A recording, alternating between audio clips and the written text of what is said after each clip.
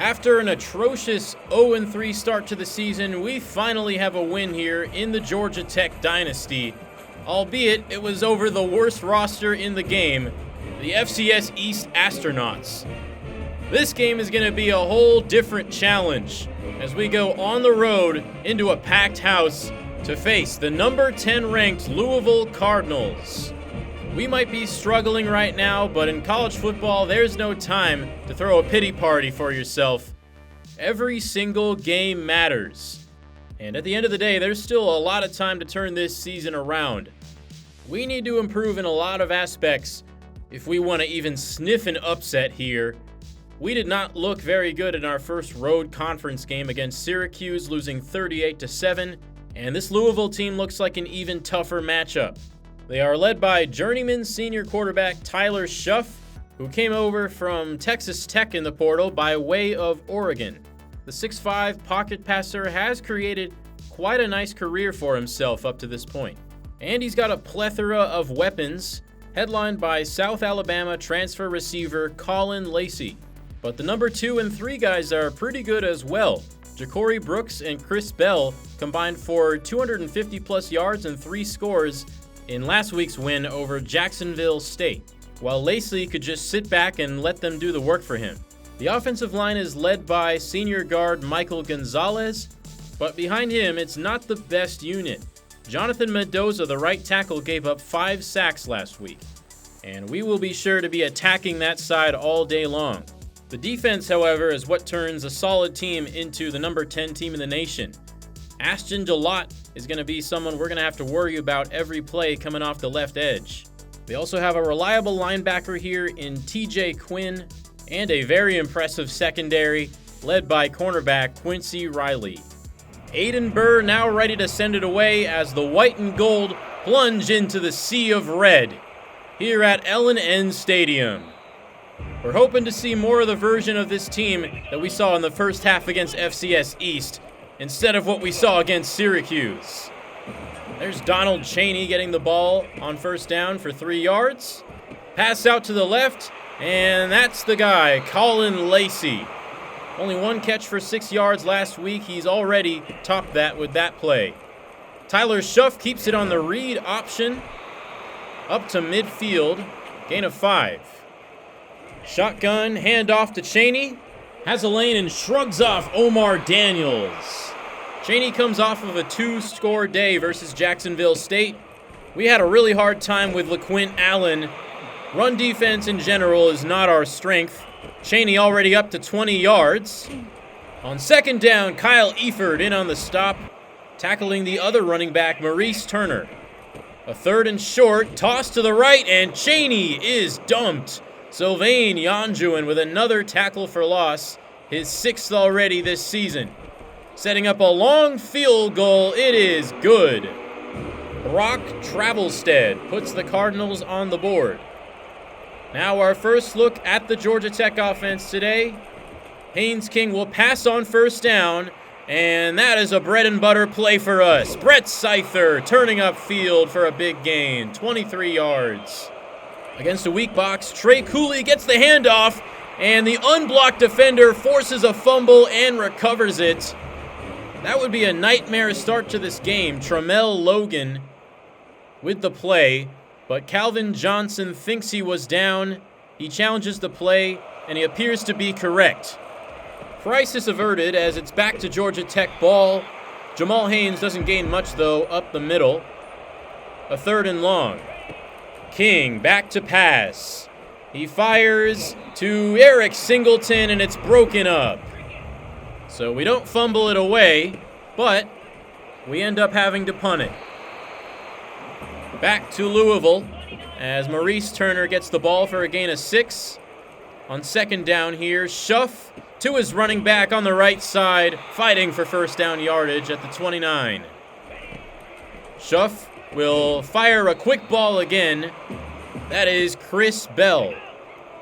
Now Bell motions from the slot to the left side, getting it on the jet touch pass for a few yards, enough for a first down. Bringing our safeties up close to stop the run. It's a play-action pass down the field and intercepted. Amari Harvey ball hawks it. And a big return all the way past the original line of scrimmage up to the enemy 31. Tyler Schuff decided where he was going with that ball before he even snapped it, and it results in the first pick of the year for our top cornerback, Amari Harvey. Good field position here for the Yellow Jackets. Read option. Haynes King will take it for a couple. King has a couple rushing touchdowns this season, but overall we haven't been able to turn him loose and really utilize him in the open field as much as I'd like to. A 3rd and 8. We go to the screen pass and doesn't develop in time. That definitely happens a lot in this game. And this is going to be a 46-yard attempt from the right hash. Aiden Burr right down the middle. And this game is tied. Taking advantage of the mistake from Schuff.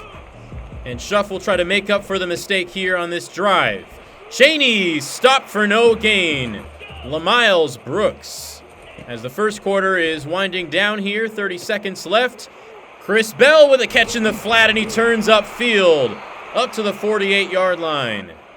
Now second quarter is set to begin. Cheney gets the ball blown up in the backfield. Sylvain Yanjuan again.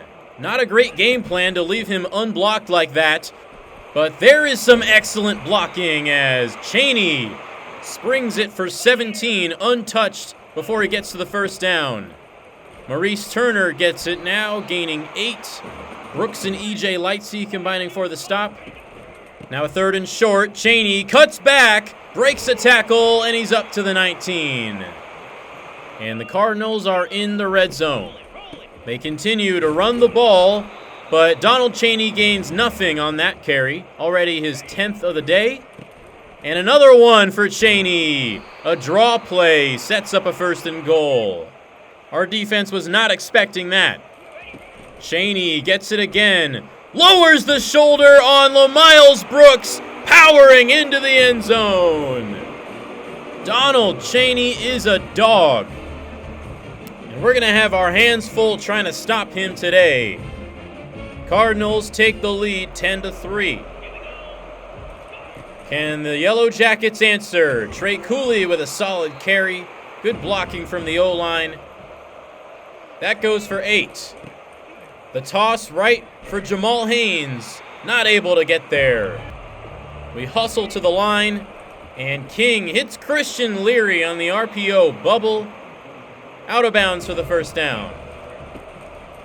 2nd and 13 for the Yellow Jackets. Wide open is Josh Beetham. His momentum carried him out of bounds, but he could have gained a lot more. And on 3rd down, Haynes is swarmed on the carry. And we have to punt it away again. Schuff goes play action, going deep again, and he's got a man this time. It's Chris Bell. 4 catches for Bell. Schuff does love targeting his slot receiver. That's another dangerous weapon, though. Ja'Cory Brooks over the middle for 8 yards. 3rd and 4. Schuff completes it to Colin Lacey. He was double-teamed, but he got separation on that curl route.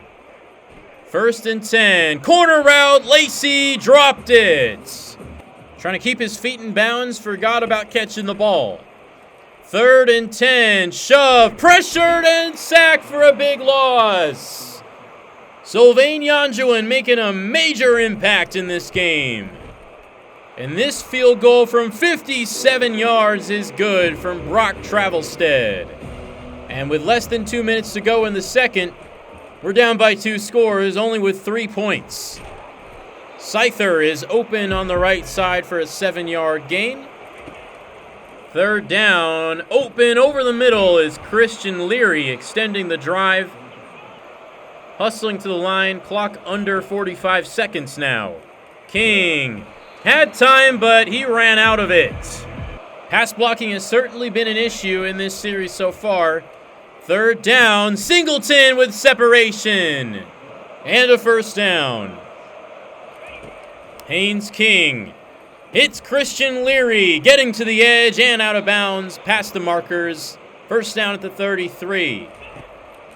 King drops back and will launch one to the end zone. Eric Singleton makes the catch. Touchdown, Georgia Tech.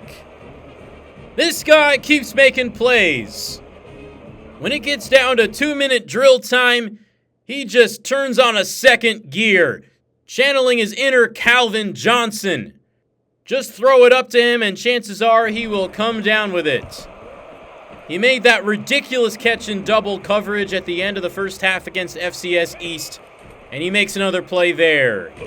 Tyler Schuff is sacked again. Sylvain Yanjuin with a monster first half, and we're going to end it down by just 3. Given how we played in the first 3 weeks of the season, I have no complaints being down by 3 at half on the road against the number 10 team.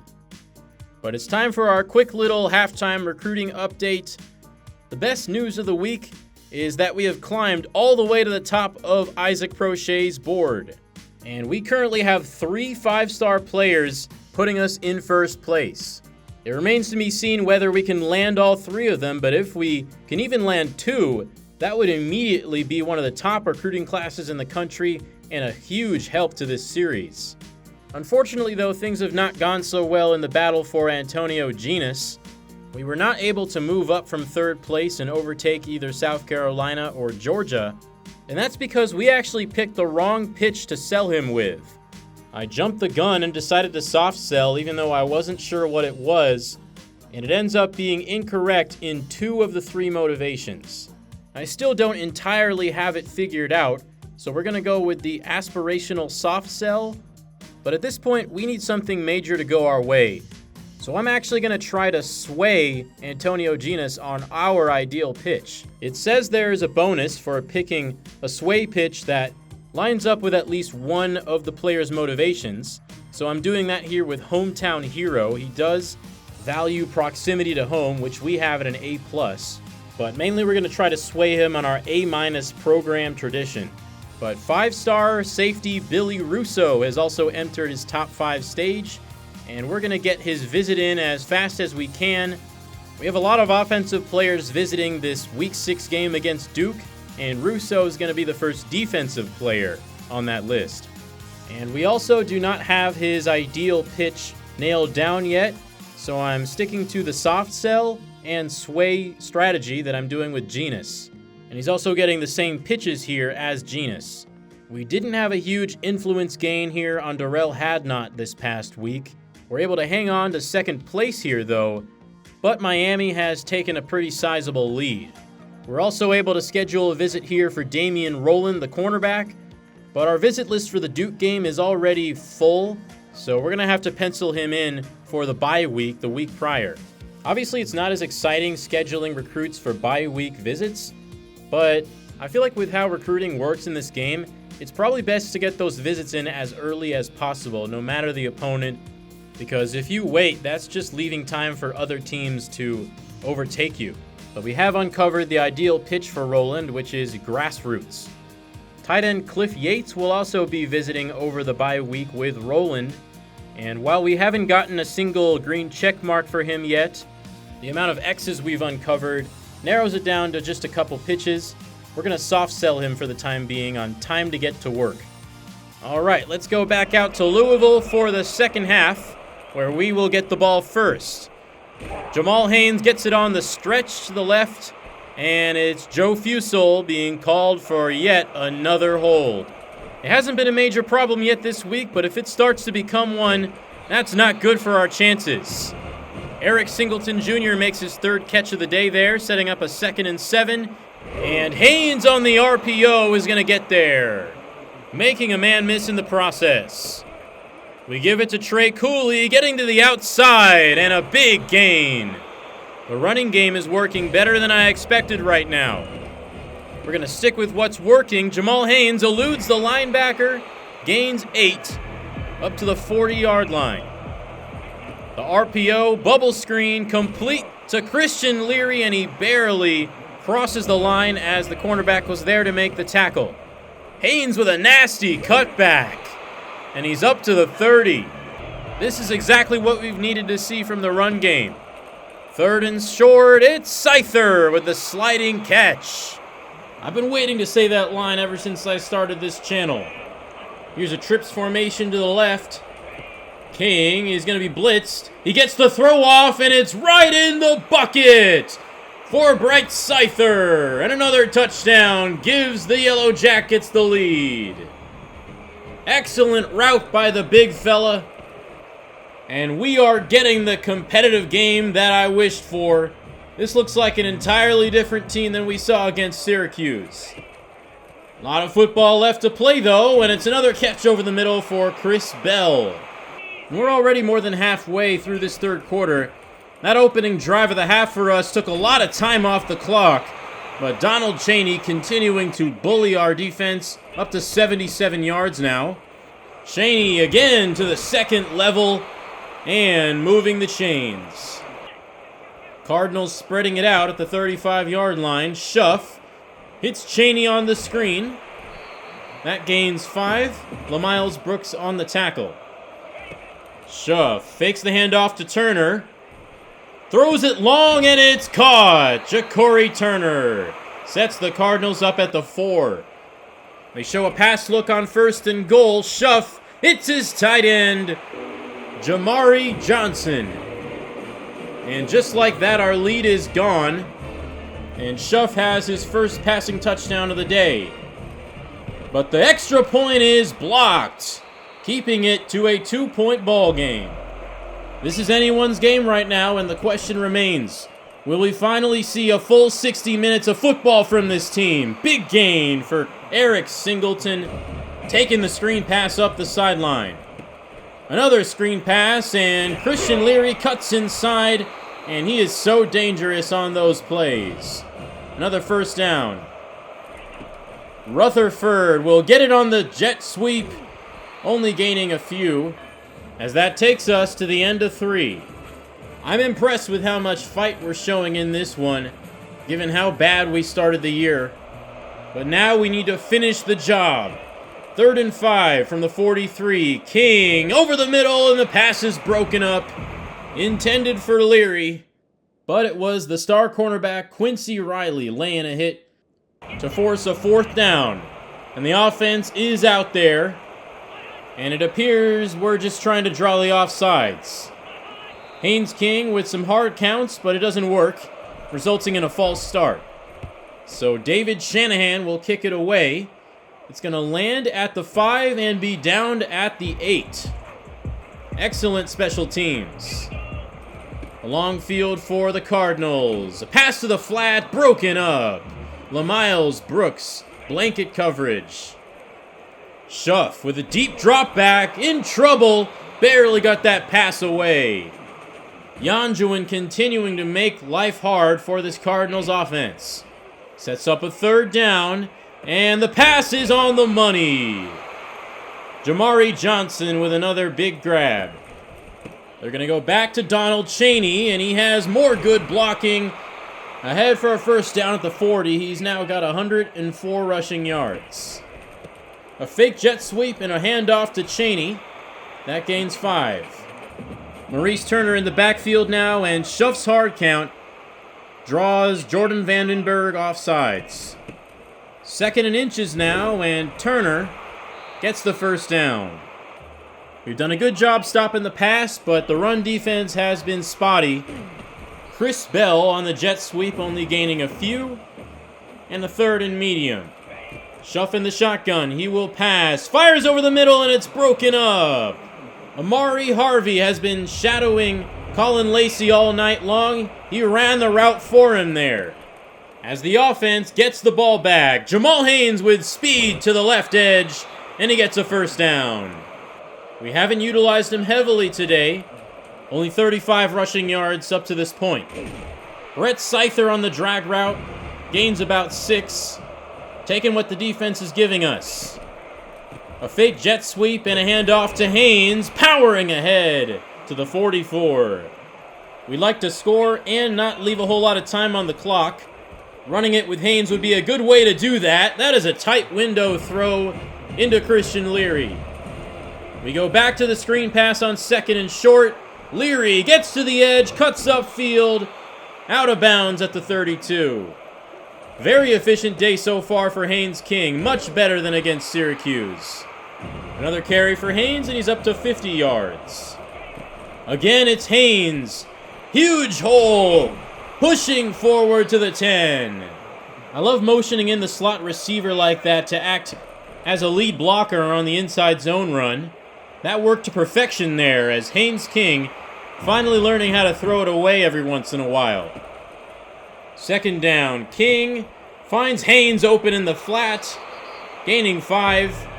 Again, not forcing anything. Sets up a big third down. King tosses out to Haynes again. No one in front of him as he waltzes in for the touchdown. A beautifully executed drive in a hostile environment. And Georgia Tech leads. Just like that, Louisville is on upset watch. Now it's up to the defense to hold on as Chris Bell makes the catch and runs ahead for a first down.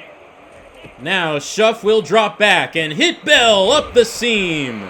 Takes a big hit, but not before he gets to the 43. A huge game for Bell. First and 10. Schuff with time. Lots of it. Goes deep. Pylon dropped by the receiver. We dodged a major bullet. We couldn't get any pressure. And that was a bad misplay by Saeed Gibbs. Tried to play the ball but didn't break in time. Allowed an uncontested catch and it was dropped by Bell, miraculously. Schuff on second down. Perfect pass to Ja'Cory Brooks over the middle. Under 2 minutes to go. Louisville threatening to take the lead back. That is excellent coverage from Kyle Eford. He's all over the field. Now second down. Schuff tried to hit the screen and Chaney got stuck on his O-lineman. Third and 10. Defense is misaligned. What's going to happen here? Almost intercepted. Omar Daniels again with a costly drop. Right in his hands, but could not make the play. That would have won the game. But it's fourth down now. It all comes down to this. Schuff in the shotgun with 2 receivers to his left, 1 to his right. Takes the snap. Schuff in the pocket. Goes over the middle with it. Picked off! Clayton Powell-Lee with the interception. Running it out. And he will be stopped at the 18. And the Georgia Tech defense comes up huge when it matters most. Would you believe it if I told you that after 3 ugly losses, we would be right on the verge of knocking off the number 10 team in the country on the road? Clayton Powell-Lee, the free safety, lurking in the middle, and Schuff with a panic throw to the end zone. Probably should have taken a knee after making the pick. But for some reason, the game wasn't letting me do that. All we need is a first down. Christian Leary is stopped at the line of scrimmage, actually behind it. And Louisville only has 1 timeout remaining. Jamal Haynes following blockers, gaining a few. Third and 7. This could be the knockout blow.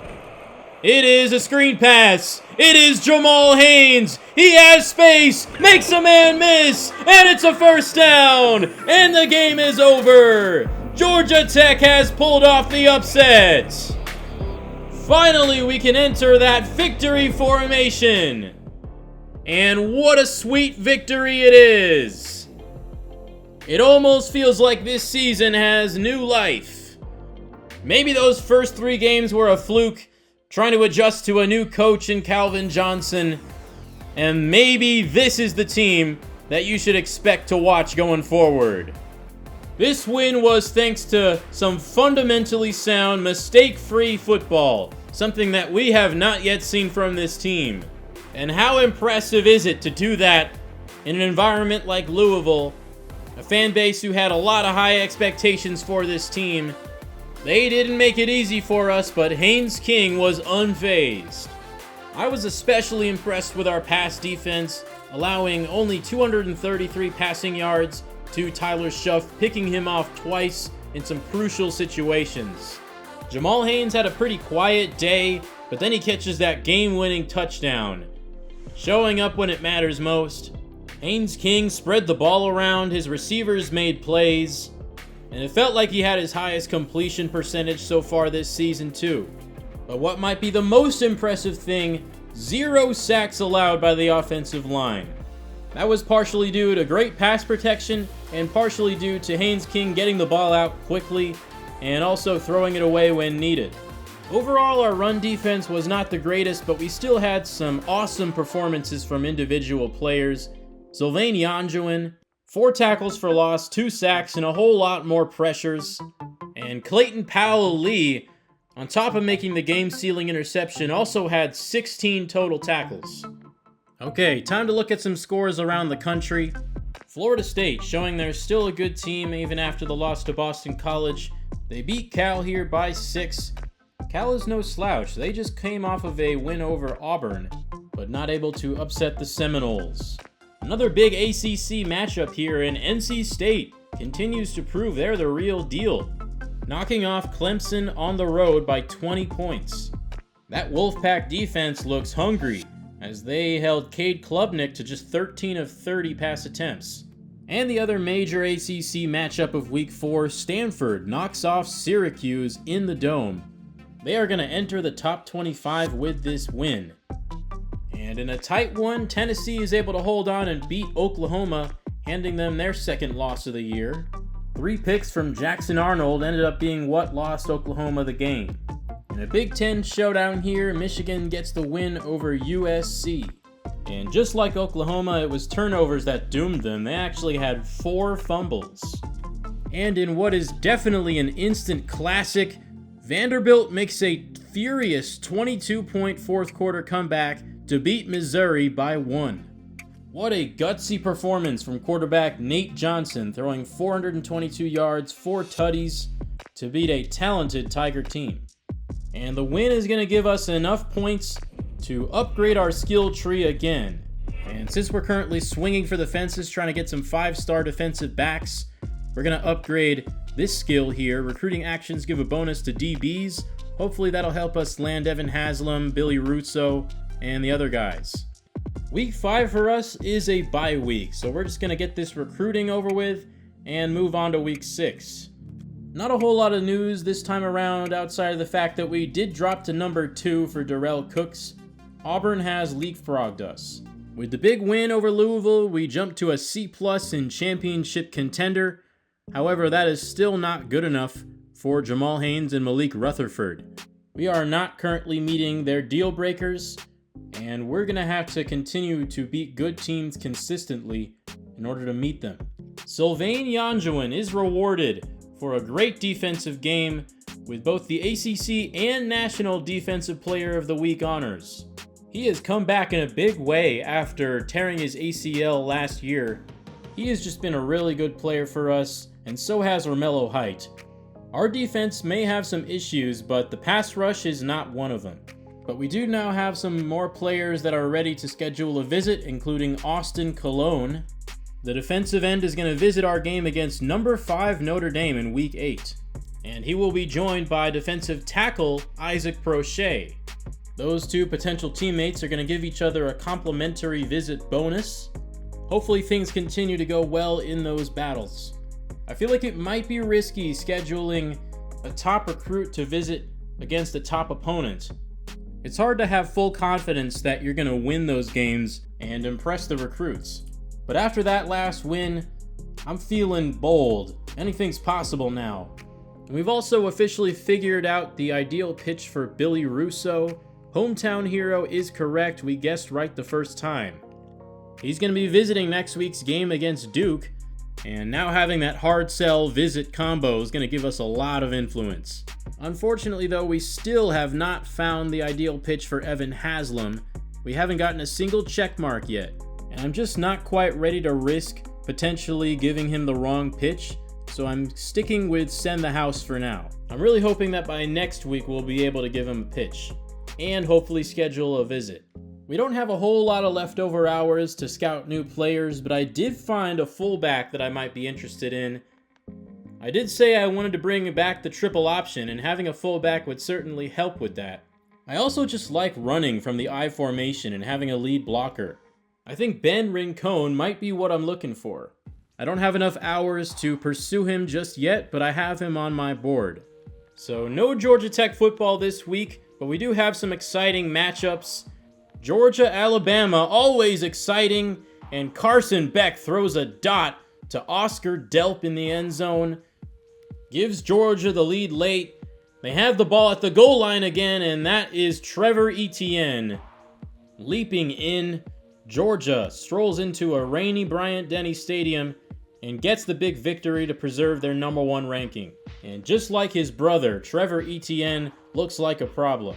And right after they got upset by us, Louisville pulls off an upset of their own with a thrilling 41-38 win over Notre Dame in South Bend. And this was a much better day for Tyler Schuff. Maybe we just caught him on a bad day, or maybe our pass defense is just that good. Michigan falls to Minnesota, and the final score here is deceiving. They were being blown out until the fourth quarter.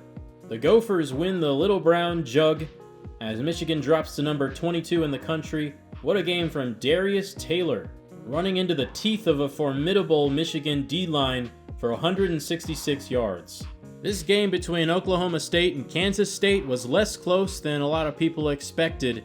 Oklahoma State proving themselves to be the cream of the Big 12 crop as they get a dominant road victory.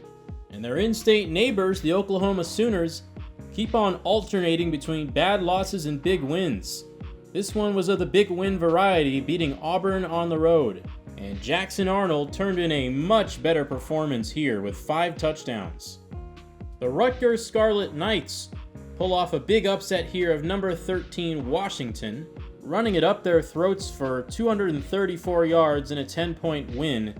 Kyle Monangai is playing like one of the best running backs in the country, and he scored twice in this one. And the Stanford Cardinal keep on impressing with an absolute dismantling of Clemson, knocking them out of the rankings and entering it themselves.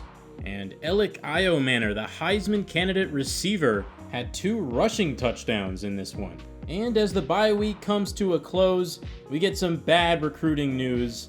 Darrell Hadnot has chosen Miami over us, and we weren't even able to finish in 2nd place. And the same goes for Antonio Genis. We lose him to Georgia.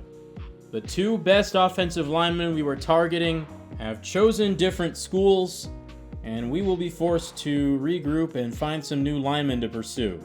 So just like that, we're already almost halfway through year 1. And next episode, we'll have our first ACC home game. And it'll be against the 4-1 Duke Blue Devils. I wouldn't have expected them to be 4-1, as I feel like their roster is pretty similar to ours in terms of talent.